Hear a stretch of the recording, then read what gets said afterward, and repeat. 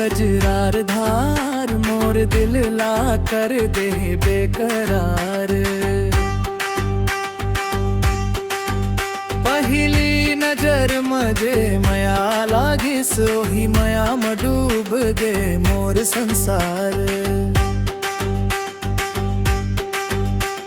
बिहान के पहली किरण जैसने तोर मुस्कान मोला छू जाथे। मोर हर एक दुख हर एक पीड़ा तोर एक हंसी माँ भूल जाथे। पगडंडी रस्ता दुहरा माटी तोर संग चलना सुहावे। नदी नाला खेत खार सब तोर नाम मोला सुनावे। महुआ गाछ के छाँव तले बैठ के जब बात करथन। मोर दिल के हर एक कोना तोर माया मा रंग भरथन।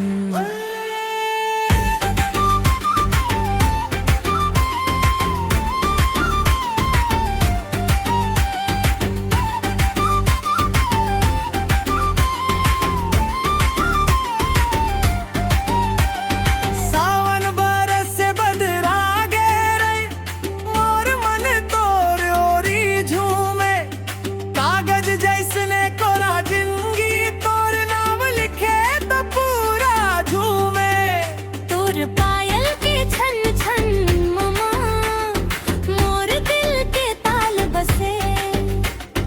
मंदिर के घंटी जैसने तोर बोली मसुर बसे।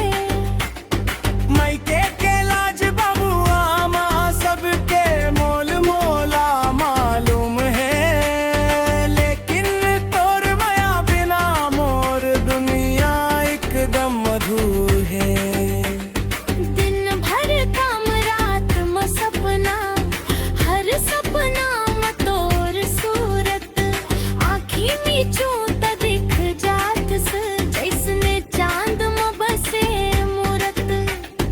गाँव के मेला नाचा गाना सब तोरे संग जाव। तोरे हाथ ला थम के माँ सगरी दुनिया भूल जाओ। लोग कही थे माया आसान नहीं कान भरे रास्ता होते। लेकिन तोर संग चल के देखूं हर तरका भी फूल होते।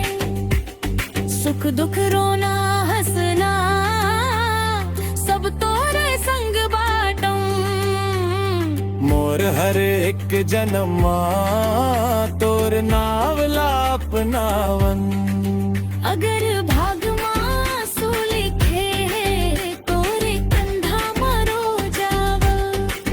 अगर भाग माँ खुशी लिखे तोरे संग हंस हंस के जी जावा।